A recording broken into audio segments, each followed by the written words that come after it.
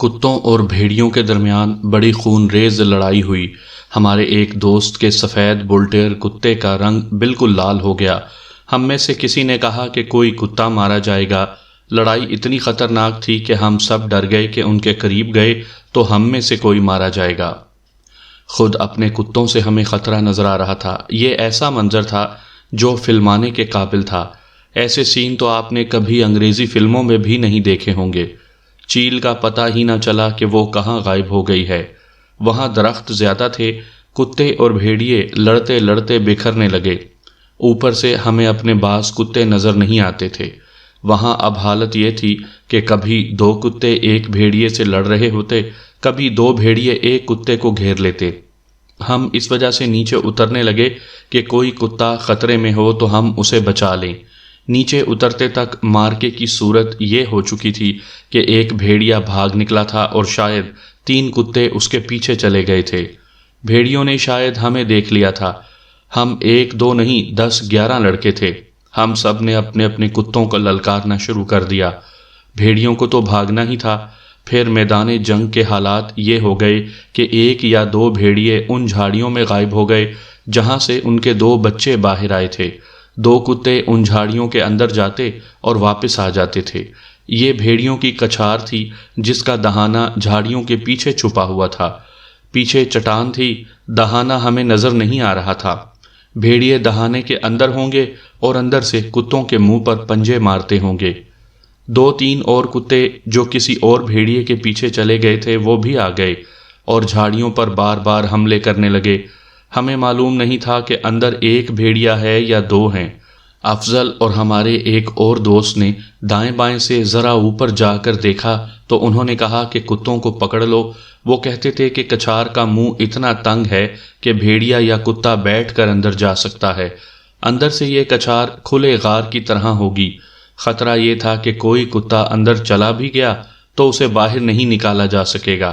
بھیڑیے تو اندر باہر آنے جانے کے عادی تھے، مشکل کتوں کے لیے تھی۔ ہم نے کتوں کو پکڑ پکڑ کر پیچھے گھسیٹنا شروع کر دیا۔ وہ ہمارے قابو میں آتے ہی نہیں تھے۔ 3 کتے زخمی تھے۔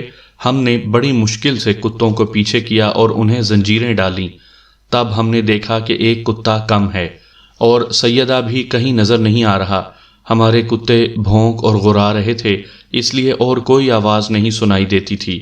سیدے کا ہم سب کو اس لیے فکر ہوا کہ وہ پہلی بار ہمارے ساتھ آیا تھا اور وہ ذہنی لحاظ سے ٹھیک نہیں تھا۔ وہاں سانپوں کا بھی خطرہ تھا، بھیڑیوں کا خطرہ تو تھا ہی۔ ہمیں ابھی معلوم نہیں تھا کہ کچھار میں کتنے بھیڑیے گئے ہیں اور کتنے باہر ہیں۔ ہم اونچی نیچی چٹانوں اور ٹیکریوں میں گھرے ہوئے تھے۔ درخت بھی زیادہ تھے، اس لیے تھوڑی دور تک بھی نظر نہیں آتا تھا۔ ہم سب بکھر کر ادھر ادھر دیکھنے لگے۔ فوراً ہی ہم میں سے کسی نے بلند آواز سے کہا، ادھر ہے اوئے۔ میں قریب ہی تھا، ادھر کو دوڑا۔ میرے سامنے 2 اونچی ٹیکریاں تھیں جن کے درمیان ذرا کشادہ گلی سی تھی۔ یہ آگے سے بند تھی۔ ہمارا گمشدہ کتا بھی وہیں تھا اور سیدہ بھی، لیکن 2 بھیڑیوں نے انہیں بڑے سخت اور خطرناک مارکے میں الجھایا ہوا تھا۔ وہ ہمارے ایک دوست کا کتا تھا جو شکار کے لیے اتنا برا نہیں تھا، دوسرے کتوں کا ساتھ بڑی جان فشانی سے دیتا تھا، لیکن اکیلا اتنا طاقتور اور لڑاکا نہیں تھا۔ 2 بھیڑیوں کے مقابلے میں وہ کچھ بھی نہیں تھا۔ اگر سیدہ اس کے ساتھ نہ ہوتا تو 2 بھیڑیے اسے چیر پھاڑ کر چکے ہوتے۔ وہ ذرا سا زخمی معلوم ہوتا تھا لیکن بھاگ نہیں رہا تھا۔ ہم جب وہاں پہنچے اس وقت ایک بھیڑیے نے اوپر سے کتے کی گردن پکڑی ہوئی تھی اور دوسرا اسے کہیں منہ ڈالنے کے لیے اس کے ارد گرد گھوم رہا تھا۔ ہمارے پہنچنے تک سیدے نے دوسرے بھیڑیے کو دم سے پکڑا۔ بھیڑیا بہت تیزی سے پیچھے مڑا۔ یہ ذہن میں رکھیں کہ بھیڑیا کتا نہیں ہوتا، درندہ ہوتا ہے۔ خدا نے اس کے پنجے اور دانت چیرنے پھاڑنے کے لیے بنائے ہیں، اور بھیڑیا بڑا پھرتیلا درندہ ہے۔ اگر سیدہ اسے کتے کی قسم کا جانور سمجھ رہا تھا تو یہ اس کی غلطی تھی۔ ہم تو سمجھے کہ سیدہ گیا، لیکن سیدہ بھیڑیے سے زیادہ پھرتیلا نکلا۔ اس نے بھیڑیے کو پیچھے گھسیٹا، خود بھی پیچھے ہٹا اور زور سے گھوما، پھر گھومتا ہی رہا۔ بھیڑیا زمین سے اٹھا۔ سیدے نے اسے 4 5 چکر دیے، جس طرح آپ نے اولمپکس میں کھلاڑیوں کو زنجیر والا گولا پھینکتے دیکھا ہوگا۔ بھیڑیا چیخنے لگا۔ سیدے نے اسے گھما گھما کر زور سے چھوڑا۔ بھیڑیا 10-12 گز دور ایک درخت کے تنے سے جا لگا اور گرا۔ وہ بڑی تیزی سے اٹھا، اسے چکر آئے تھے اور اسے چوٹ بھی لگی تھی۔ وہ بھاگنے لگا لیکن اسے پتہ نہیں چل رہا تھا کہ کس طرف جائے۔ وہ ہماری طرف دوڑا لیکن لڑکھڑا رہا تھا۔ ہم نے کتے چھوڑ دیے۔ دوسرے بھیڑیے نے کتے کی گردن منہ میں لی ہوئی تھی۔ اس نے بھیڑیے کی پہلی چیخوں سے ہی ڈر کر کتے کی گردن چھوڑ دی۔ ہماری طرف دیکھا اور ہوا کی رفتار سے ساتھ والی ٹیکری پر چڑھ کر دوسری طرف غائب ہو گیا۔ دوسرا بھیڑیا ہمارے کتوں کے نرغے میں آ گیا تھا۔ اس کی بدقسمتی سب سے آگے افضل کا بولی تھا۔ بولی نے اپنا مخصوص داؤ استعمال کیا۔ اس نے بھیڑیے کی گردن اوپر سے منہ میں لے لی اور زور زور سے بھنبھوڑنے لگا۔ باقی کتوں میں سے کسی نے اس کی ایک ٹانگ پکڑی، کسی نے دوسری، جس کا جہاں منہ پڑا اس نے دانت گاڑ دیے، اور 2 منٹ میں انہوں نے بھیڑیے کا پوسٹ مارٹم کر دیا۔ میں اور شہباز دوڑ کر سیدے تک پہنچے۔ اس کی قمیض کی ایک آستین کندھے سے کلائی تک پھٹی ہوئی تھی اور اس کے بازو پر بھیڑیے کے پنجے کی خراشیں تھیں جن سے خون نکل رہا تھا۔ ایک لڑکے نے اپنی پگڑی پھاڑ کر خراشیں صاف کیں اور خدا کا شکر ادا کیا کہ یہ صرف خراشیں تھیں، زخم کھال سے نیچے تک نہیں گئے تھے۔ اس کے بازو پر ہم نے پگڑی لپیٹ دی۔ سیدے نے بتایا کہ اس نے اس کتے کو ادھر آتے دیکھ لیا تھا۔ 2 بھیڑیے اس کے پیچھے آئے۔ سیدہ اس کتے کو بھیڑیوں سے بچانے کے لیے ان کے پیچھے گیا تھا۔ ایک بھیڑیے نے سیدے پر حملہ کیا تھا۔ سیدے نے بھاگنے کے بجائے اس کا مقابلہ اس طرح کیا کہ بھیڑیے نے اسے پنجے مارنے کے لیے اگلی ٹانگیں اٹھائیں تو سیدے نے فٹ بال کو کک مارنے کی طرح بھیڑیے کے پیٹ میں کک ماری۔ بھیڑیا پیچھے ہٹا لیکن اس کے بازو پر پنجہ مار گیا۔ سیدہ خالی ہاتھ تھا۔ اس نے ایک پتھر اٹھا لیا اور بھیڑیے کو مارا، جو بھیڑیے کو ذرا بچ کر لگا۔ اگر سیدہ بھیڑیے کے آگے بھاگ اٹھتا تو اس کا خدا ہی حافظ تھا۔ اس نے بڑی دلیری سے بھیڑیے کا مقابلہ کیا، پھر دونوں بھیڑیے کتے پر ٹوٹ پڑے۔ ہمارے علاقے میں آج بھی بھگیاڑ یعنی بھیڑیا خوفناک درندہ سمجھا جاتا ہے۔ اس زمانے میں بھی اسے خوفناک سمجھتے تھے، لیکن بھیڑیے بہت کم تھے۔ کبھی رات کو دور سے بھیڑیے کی آواز سنائی دیتی تھی۔ میں جس پہاڑی اور جنگلاتی علاقے کا واقعہ سنا رہا ہوں، وہاں اس دور میں بہت بھیڑیے ہوتے تھے اور وہاں انہیں شکار بھی بہت مل جاتا تھا۔ اب تو وہاں بھی گاؤں آباد ہو گئے ہیں اور پکی سڑکیں بن گئی ہیں اور بھیڑیے غائب ہو گئے ہیں۔ بھیڑیے کے متعلق آپ کو ایک اور بات بتا دوں جو میں نے بہت عرصہ بعد کتابوں میں پڑھی تھی۔ جن علاقوں میں بھیڑیے ہوتے ہیں وہاں وہ گروہوں کی صورت میں رہتے ہیں۔ اکیلا بھیڑیا انسان پر حملہ نہیں کرتا۔ اگر گروہ ہو تو پھر یہ انسان کو یا کسی بھی جانور کو اپنا شکار سمجھتے ہیں۔ اس وقت ہمیں معلوم نہیں تھا۔ ہم خوش قسمت تھے کہ وہ گروہ صرف 4 بھیڑیوں کا تھا۔ اگر 10-12 کا ہوتا تو ہمارے کتوں کا اور ہمارا انجام کچھ اور ہوتا۔ سیدہ بہت خوش تھا، کہتا تھا کہ آئندہ بھی ادھر ہی آیا کریں گے۔ میرے ایک دوست نے اسے کہا کہ گھر جا کر یہ نہ بتانا کہ ہم بھیڑیوں کے شکار کو گئے تھے، اور یہ بھی نہ بتانا کہ یہ بھیڑیے نے پنجہ مارا ہے، کہنا یہ کتے کا پنجہ لگا ہے۔ اگر بتا دو گے تو ہماری ماؤں کو بھی پتہ چل جائے گا، پھر کتوں کے ساتھ ہمارا گاؤں سے باہر نکلنا بند کر دیا جائے گا۔ میں نے بتایا ہے نا کہ بھیڑیے کو بہت خوفناک درندہ سمجھا جاتا تھا۔ مائیں اپنے بچوں کو بھگیاڑ کے نام سے ڈرایا کرتی تھیں اور اپنے شیطان بچوں کو گالی بھی یہی دیا کرتی تھیں، تجھے بھگیاڑ کھا جائیں، تیرا کلیجہ بھگیاڑوں کے آگے ڈال دوں گی۔ لیکن کوئی ماں نہیں چاہتی تھی کہ بھگیاڑ کی آواز بھی اس کے بیٹے تک پہنچے۔ پھر ہوا بھی ایسے ہی کہ اپنے بیٹوں کے کلیجے بھیڑیوں کے آگے پھینکنے والی ماؤں کو پتہ چل گیا کہ پچھلی بار وہ کتوں کو ساتھ لے گئے تھے تو بھیڑیوں کے ساتھ جھگڑا کیا تھا۔ ماؤں کو یہ خبر 5-6 روز بعد سیدے کے گاؤں سے ملی تھی۔ 10-12 مائیں ایک دوسرے کے گھر کود پڑیں۔ ہر ایک کی زبان پر یہی الفاظ تھے، ہیں ری، وہ تیرا بھی گیا تھا بھگیاڑوں کے شکار پر، میرا شیطان بھی گیا تھا۔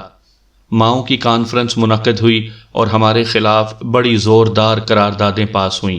پھر ماؤں نے ہمیں جو بے تکی سنائیں وہ ہم نے بڑے شریف اور برخوردار بچوں کی طرح سر جھکا کر سن لی۔ میری ماں نے میرا ایک کان پکڑا اور کھینچ کر اپنے پاؤں میں بٹھا لیا۔ کہنے لگی کہ کھا قسم، تو آئندہ ادھر نہیں جائے گا جدھر بگیاڑ ہوتے ہیں۔ میں نے اسی قسم کی قسم کھائی جس طرح ہمارے وزیر وزارت سنبھالنے سے پہلے حلف اٹھایا کرتے ہیں۔ اس ایک واقعے سے آپ کو اندازہ ہو گیا ہوگا کہ سیدہ کتنا دلیر اور مضبوط دل کا نوجوان تھا۔ اس سیدے کو کون بزدل اور ڈرپوک کہہ سکتا تھا؟ ہم 4-5 دنوں بعد اسے دیکھنے گئے کہ اس کے زخم ٹھیک ہوئے ہیں یا نہیں۔ وہ اب بالکل ٹھیک تھا۔ ہم نے اسے پوچھا کہ اسے بھی گھر سے جوتے پڑے تھے یا نہیں۔ اس نے بتایا کہ ماں کا رنگ پیلا پڑ گیا تھا اور ماں نے غریبوں کو پیسے اور روٹی اور مجھے گالیاں دی تھیں۔ اس نے بتایا کہ اس کے باپ نے اس کی خوب حوصلہ افزائی کی تھی اور کہا تھا کہ تم اصل مرد ہو۔ ہم نے اسے پوچھا کہ اب بھی رات کو اس پر وہی اثر ہوتا ہے یا ختم ہو گیا ہے؟ اس نے بتایا کہ وہ اثر پہلے کی طرح موجود ہے۔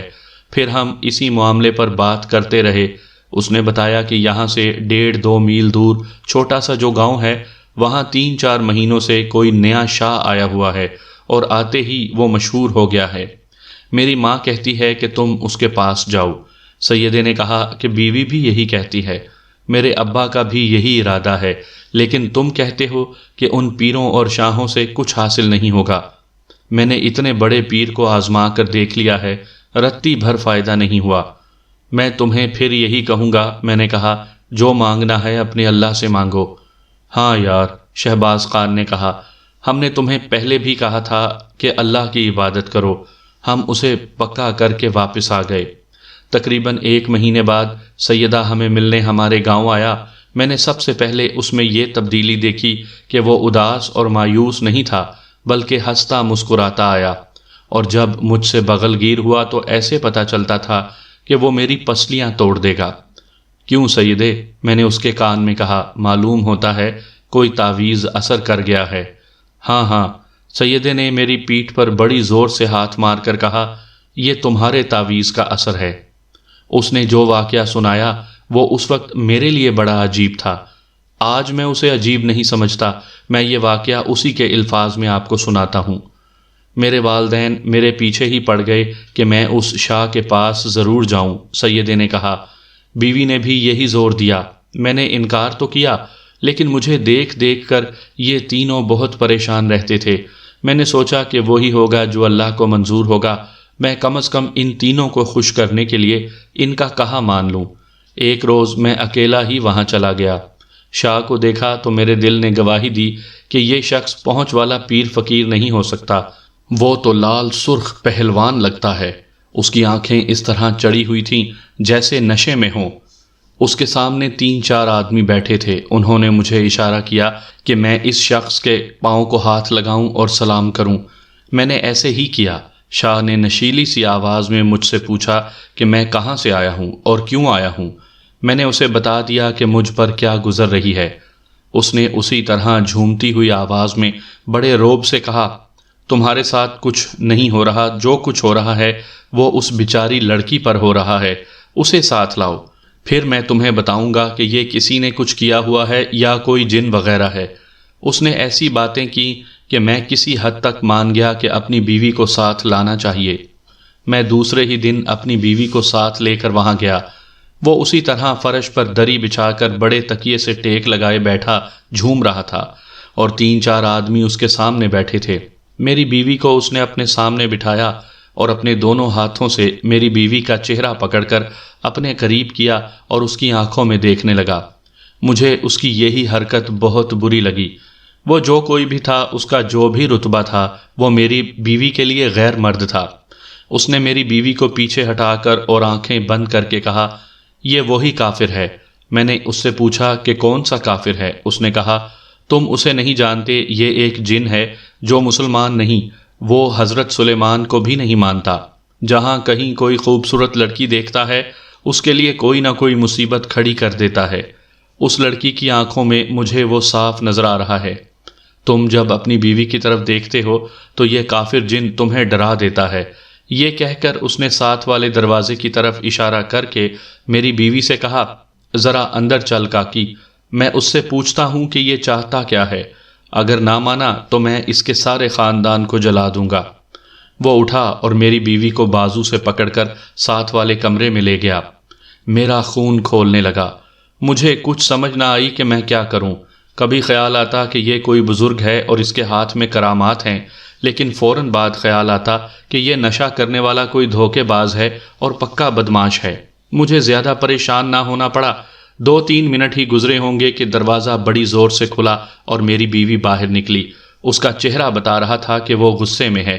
اس نے مجھے کہا، چلو اٹھو یہاں سے، اور وہ باہر کو چل پڑی۔ پھر شاہ باہر نکلا، میں کھڑا ہو گیا تھا۔ شاہ نے کہا، اس کافر نے تمہاری بیوی پر بہت برا اثر کیا ہوا ہے۔ تمہاری بیوی میری بے ادبی کر کے نکل گئی ہے، لیکن میں جانتا ہوں کہ یہ حرکت اس کافر نے کی ہے۔ میں نے شاہ کی یہ بات سنی اور باہر نکل گیا۔ بیوی باہر کھڑی تھی، غصے سے اس کی سانس اکھڑی ہوئی تھی۔ میں نے اس سے پوچھا کہ کیا ہوا؟ یہ بھی اچھا ہوا کہ اس نے خود مجھے کہا تھا کہ اس شاہ کو بھی آزما لیتے ہیں۔ اگر میں اسے اس کی مرضی کے خلاف وہاں لے جاتا تو اس روز وہ جوتی اتار کر میرے سر پر مارتی۔ اس نے مجھے بتایا کہ شاہ اسے اندر لے گیا اور جاتے ہی پہلی بات یہ کہی، دیکھ لڑکی، یہ آدمی مٹی کا بت ہے، یہ تمہارے کسی کام نہیں آ سکتا۔ اس قسم کی بکواس کر کے اس نے میری بیوی کے ساتھ بڑی بیہودہ حرکتیں شروع کر دیں اور کہنے لگا کہ اس کے بغیر جن ٹلے گا نہیں۔ شاہ نے اور زیادہ ذلیل حرکتیں شروع کر دیں۔ میری بیوی سمجھ گئی اور وہ باہر نکل آئی۔ وہ جب دروازے کی زنجیر کھول رہی تھی اس وقت شاہ نے اسے پیچھے سے پکڑ لیا تھا، لیکن زنجیر کھل گئی اور شاہ پیچھے ہٹ گیا۔ میری بیوی نے اس کے گھر سے کچھ دور لے جا کر مجھے کہا، میں مجبور ہو کر تمہیں یہاں لائی تھی۔ ایک طرف تم اتنے بہادر بنے پھرتے ہو کہ بھیڑیوں سے نہیں ڈرے اور انہیں بھگا دیا، دوسری طرف تمہارا یہ حال ہے کہ بیوی کو دیکھ کر مر جاتے ہو۔ اگر تم ایسے ہی رہے تو معلوم نہیں مجھے کس کس کے دروازے پر ذلیل ہونا پڑے گا۔ وہ اس قدر غصے میں تھی کہ اس نے نفرت سے کہا، معلوم نہیں تمہاری غیرت کہاں مر گئی ہے۔ اس نے مجھے اتنے گھٹیا الفاظ کہے کہ میرا دماغ میرے قابو سے باہر نکل گیا۔ میں نے اسے بازو سے پکڑا اور واپس شاہ کے گھر میں لے گیا۔ وہ پہلے کی طرح بیٹھا ہوا تھا۔ مجھے دیکھ کر اس نے کہا، تم قسمت والے ہو کہ اسے واپس لے آئے ہو، ورنہ اس کا بیڑا غرق ہو جاتا۔ اسے آگے لے آؤ۔ میرے منہ میں جو ننگی گالی آئی وہ میں نے شاہ کو دے ڈالی۔ اس کے پاس بیٹھے ہوئے 3-4 آدمی اکٹھے بولنے لگے۔ کوئی کہتا، او کم عقل، آگے ہو کر پاؤں پکڑ لے شاہ جی کے، تیرے کھڑے فصل جل جائیں گے۔ کسی نے کہا، او بے وقوف کے بچے، تو کوڑی ہو جائے گا، سجدہ کر سجدہ۔ شاہ خاموش تھا اور میں جو منہ میں آیا بک رہا تھا۔ میری بیوی نے بھی مجھے روکا اور چلنے کو کہا۔ میں نے شاہ سے کہا، تیرے ہاتھ میں کرامات ہے تو میری زبان بند کر دے۔ اس گاؤں سے تو باہر نکلے گا تو واپس تیری لاش آئے گی۔ اس نے کہا، جا کے دیکھ تیرا گھر کس طرح لٹتا ہے اور کس طرح تیرے خاندان کا بیڑا غرق ہوتا ہے۔ میں اسے مزید گالیاں دے کر آ گیا۔ سیدے کو شاہ نے جو دھمکی دی تھی اور اس کے 3-4 مریدوں نے اسے جس طرح ڈرایا تھا، یہ ہمارے لیے کوئی نئی بات نہیں تھی۔ پیر اور شاہ آج بھی دیہاتیوں کو یہی دھمکیاں دیا کرتے ہیں۔ سیدے کی بیوی نے تو غیرت مند لڑکیوں کی طرح اپنی عزت بچا لی تھی، لیکن سیدے نے اس سے زیادہ غیرت مندی کا مظاہرہ کیا۔ وہ اکیلا تھا اور خالی ہاتھ بھی تھا، لیکن اس نے شاہ اور اس کے مریدوں کو للکارا۔ اس واقعے کو 4 دن ہو گئے ہیں، سیدے نے کہا، اور میں ٹھیک ٹھاک ہو گیا ہوں۔ جس روز میں شاہ کو واہی تباہی سنا کر آیا تھا، اسی رات میری وہ حالت ختم ہو گئی جو بیوی کے کمرے میں جاتے ہی ہو جایا کرتی تھی۔ میرا خیال ہے کہ میرے اندر جو گانٹھ پڑ گئی تھی وہ بیوی کے تانوں نے کھول دی ہے۔ اس نے مجھے ایسی باتیں کبھی نہیں کہی تھیں، لیکن اس روز شاہ کے گھر سے واپس آتے ہوئے اس نے مجھے راستے میں بڑی سخت باتیں کہہ دیں۔ وہ بہت بھڑکی ہوئی تھی۔ اس نے جب کہا، میں تمہاری بیوی ہوں، ماں تو نہیں، تو میرا دماغ پھٹنے پر آ گیا۔ میں نے اسی وقت محسوس کر لیا کہ میرے اندر جو کچھ ہوا ہے رات کو پتہ چل گیا کہ کیا ہوا ہے۔ سیدہ اپنی اصلی حالت پر آ گیا تھا، لیکن اس نے ہلکے سے ڈر کا بھی اظہار کیا کہ شاہ کی بد دعا نہ لگ جائے۔ ہم نے اس کا یہ وہم دور کیا اور کہا کہ اس کا کوئی نقصان ہونا ہوتا تو اس وقت تک ہو چکا ہوتا۔ سیدہ خوش خوش واپس چلا گیا۔ ہم نے اس شاہ کے خلاف پروپیگنڈا شروع کر دیا۔ لوگوں کو ہم سیدے اور اس کی بیوی والا واقعہ نہیں سنا سکتے تھے۔ ہم نے دیکھا کہ لوگ الٹا ہمیں برا بھلا کہتے تھے۔ شاہ کی شہرت ہمارے گاؤں میں بھی آ گئی تھی۔ ہم کہتے تھے کہ جو کچھ ہے اللہ کی ذات کا ہے۔ آخر اللہ تعالیٰ نے اپنا ایک کرشمہ دکھا دیا۔ 6-7 دن گزر گئے تو ہم نے شکار کا ارادہ کیا اور اپنے نوکر کو سیدے کے گاؤں پر یہ پیغام دے کر بھیجا کہ صبح ہم بہت سویرے نکلیں گے اور وہ تیار رہے۔ وہ شام کو میرے پاس آ گیا، کہنے لگا کہ رات یہیں گزارے گا اور صبح ہمارے ساتھ شکار کو چلے گا۔ ابھی صبح اندھیری تھی جب ہم گاؤں سے نکلے۔ سیدہ کہنے لگا کہ آج پھر ادھر ہی چلو، اسے بھیڑیوں کا شکار ہی اچھا لگا تھا۔ ہم نے اسے کہا کہ آج کسی اور طرف جائیں گے۔ اس کا مطلب یہ تھا کہ کسی خطرناک جگہ چلیں جہاں خطرناک جانور ملیں۔ ہمارے علاقے میں خطرناک جانور بھیڑیا ہی تھا جو پہاڑی علاقے میں ہی مل سکتا تھا۔ میں نے اپنے ساتھیوں سے کہا کہ سیدہ کسی خطرناک جگہ جانا چاہتا ہے، چلو اسے رکھ سلیمان لے چلتے ہیں۔ اگر آپ نے میری کہانی رکھ سلیمان کی عشری سنی ہے تو آپ کو یاد ہوگا کہ وہ جگہ کتنی ڈراؤنی تھی۔ اب تو وہ جگہ ویسی نہیں رہی، بارشوں نے اس کے خد و خال ہموار کر دیے ہیں، اس کی ہیبت ختم ہو گئی ہے۔ ہماری جوانی کے وقت تو ادھر سے گزرنے کی کوئی جرت ہی نہیں کرتا تھا۔ وہاں کوئی خوفناک درندہ نہیں تھا، وہ جگہ خوفناک تھی۔ ایسے لگتا تھا جیسے یہاں بدروحیں اور شر شرار رہتے ہیں۔ وہاں بڑ کے درخت بھی تھے جن میں گدوں اور چیلوں نے گھونسلے بنا رکھے تھے۔ میں اس جگہ کی ہیبت کو پوری طرح بیان کر کے کہانی کو اور لمبا نہیں کرنا چاہتا۔ آپ رکھ سلیمان کی عشری ایک بار سن لیں۔ وہاں سے ہم نے ایک ڈاکو کو پکڑا تھا۔ وہ جگہ ڈاکوؤں اور چوروں کے لیے موزوں تھی۔ سیدے کے کہنے پر ہم اس روز ادھر کو چل پڑے۔ جب اس علاقے میں داخل ہوئے تو سورج نکل رہا تھا۔ ہم نے یہ جگہ ایک بار پہلے بھی دیکھی تھی، اس لیے ہم نڈر ہو کر چلتے گئے۔ ہمارا ایک ساتھی سیدے کو سنانے لگا کہ یہاں سے ہم نے ایک ڈاکو اور ایک اغوا کی ہوئی لڑکی کو پکڑا تھا۔ کسی نے کہا کہ چلو پہلے وہ جگہ دیکھتے ہیں۔ وہ جگہ کنویں کی شکل کی تھی، لیکن یہ وسیع کنواں زمین کے اوپر تھا۔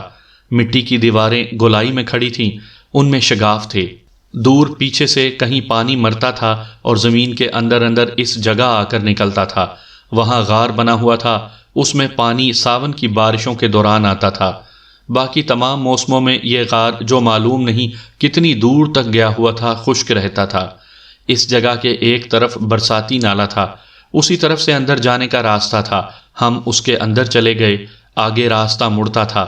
ہم راستہ مڑے تو ایک آدمی جو رفع حاجت کے لیے بیٹھا تھا اٹھ کر دوڑ پڑا۔ وہاں قریب کوئی آبادی نہیں تھی، اس لیے یہ ہو ہی نہیں سکتا تھا کہ یہ قریب کے گاؤں کا کوئی آدمی ہے۔ یہ کسی اور مقصد کے لیے وہاں آیا تھا۔ ہم ادھر کو دوڑے، وہاں ایک اور شگاف تھا، وہ آدمی اس کے اندر گیا تھا، ہم بھی اندر چلے گئے۔ یہ جگہ بھی زمین کے اوپر کنویں جیسی تھی، مٹی کے ٹیلے گولائی میں کھڑے تھے۔ یہ کنواں تھوڑا سا تنگ تھا۔ وہاں دو آدمی دیکھے، وہ دو ٹرنکوں پر بیٹھے ہوئے ہماری طرف دیکھ رہے تھے۔ ہم نے ان کے قریب جا کر پوچھا کہ وہ کون ہیں اور یہاں کیا کر رہے ہیں، تو ایک نے کہا کہ وہ بڑی دور جا رہے ہیں، رات یہاں گزاری ہے۔ وہ ابھی اتنا ہی کہہ پایا تھا کہ سیدہ بول پڑا، انہیں میں شاید جانتا ہوں۔ کیوں بھائیو، تم ڈھوک والے شاہ کے پاس نہیں بیٹھے ہوئے تھے؟ تم نے مجھے میری بیوی کے ساتھ نہیں دیکھا تھا؟ میں نے شاہ کو گالیاں دی تھیں تو تم نے مجھے ڈرایا نہیں تھا؟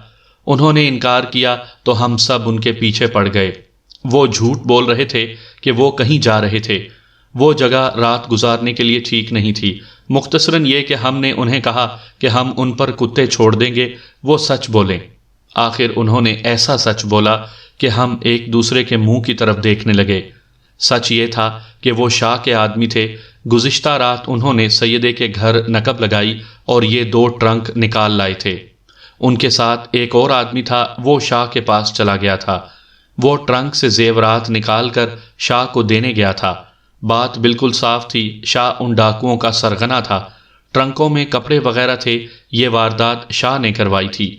وہ سیدے سے اپنی بے عزتی کا انتقام لے رہا تھا اور اپنی اس بد دعا کو صحیح ثابت کر رہا تھا جو اس نے سیدے کو دی تھی کہ دیکھ تیرا گھر کس طرح لٹتا ہے۔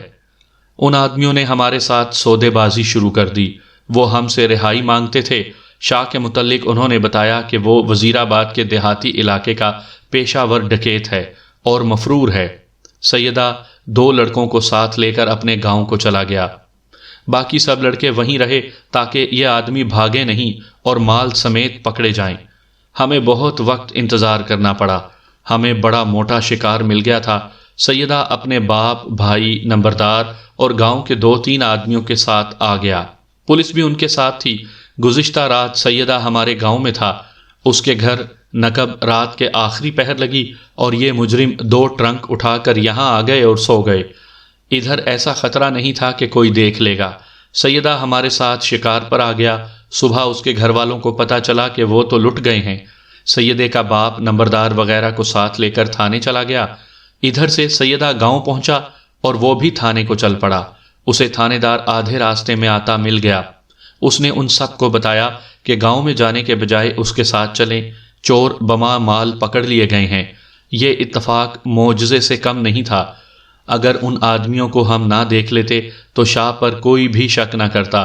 پولیس نے انہیں گرفتار کیا اور ان کی نشاندہی پر شاہ کو جا پکڑا اور سیدے کے گھر کے زیورات اس کے گھر سے برآمد ہوئے۔ اسے اور اس کے تیسرے آدمی کو بھی گرفتار کر لیا گیا۔ پولیس نے شاہ کی پچھلی ہسٹری وزیر آباد سے حاصل کر لی تھی۔ اس کے خلاف ڈکیتی اور نقب زنی کے 4-5 کیس تھے۔ اسے مجموعی طور پر 41 سال سزائے قید دی گئی۔ اس کے ساتھیوں کو 3-3 سال قید ملی۔ البتہ یہ شاہ یہ تو کہہ سکتا تھا کہ سیدے پر کالے جادو کا اثر تھا یا جنات کا، یا یہ جیسا اثر بھی تھا، اس سے سیدے کو نجات دلانے میں شاہ کا ہی ہاتھ تھا۔